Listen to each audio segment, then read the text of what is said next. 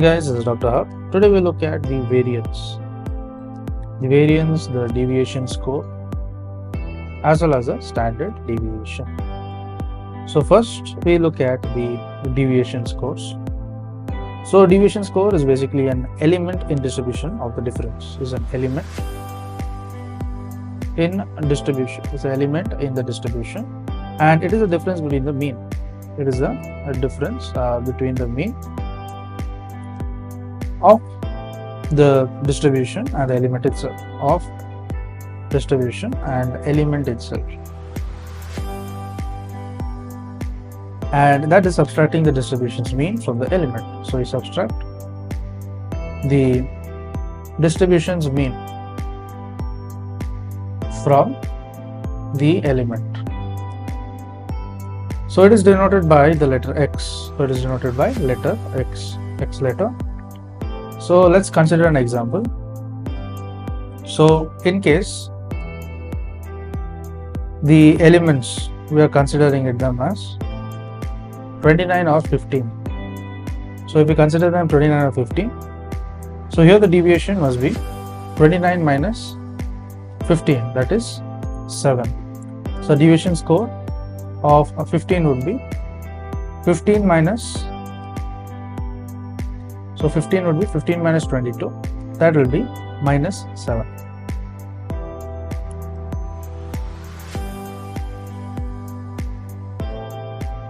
Now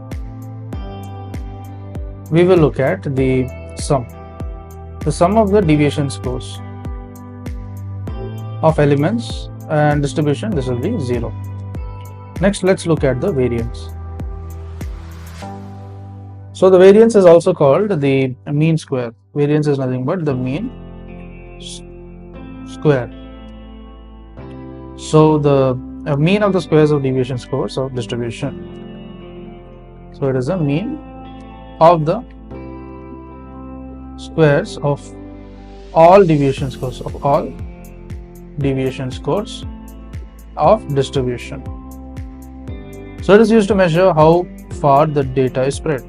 So it is used to know the data spread, and the variance is, if the variance is 0, so if variance is 0, it indicates that all elements in distribution are same and there is no variability. So it means that the all distribution are same and there is no variability, no variability. Then we look at the population variance.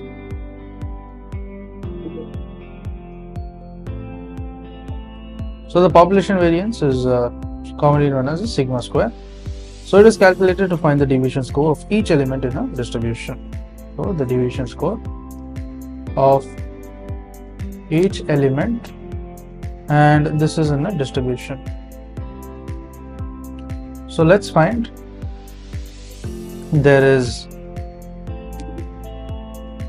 the square each of the deviation scores. So we square the square each of the deviation score.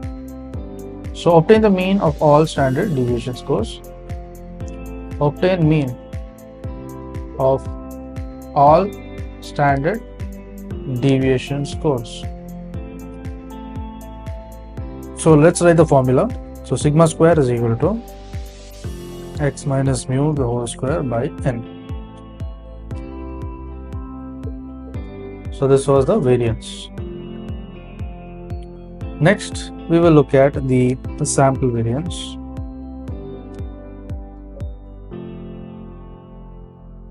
Sample variance in short is known as the S square.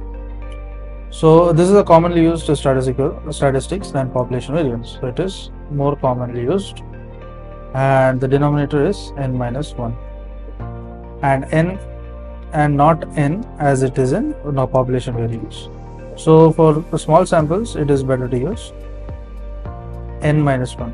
N minus 1 it is good to use in small population, and for every large number they like a population.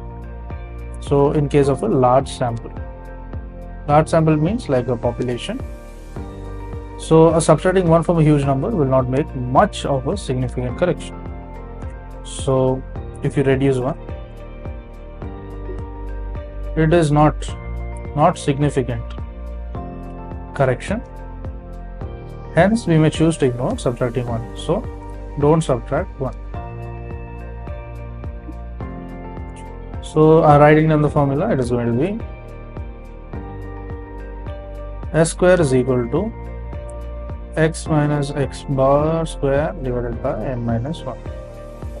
Then we look at the SD. SD means the standard deviation. And it is a square root of variance. It is a square root of the variance. So the standard deviation of a population is denoted by sigma, and the standard deviation of a sample. So this is a population, and of a sample is divided as S for sample. So the formula for the standard deviation is usually less than 30. So let's look at the formula. The formula is going to be, there is a S is equal to square root of sigma x minus x bar square divided by n minus 1. So for a population that is a large population, large sample, the denominator would be replaced by just n. So large sample, the denominator we will consider it as n, and it is particularly useful for the normal distribution, but can be used in skewed distribution. Can be used also in skewed distributions, and it is used to calculate the proportion of the population within the given standard deviation. So proportion of population in the given standard deviation, and a low SD, a low standard deviation, it means that the data are close to the mean.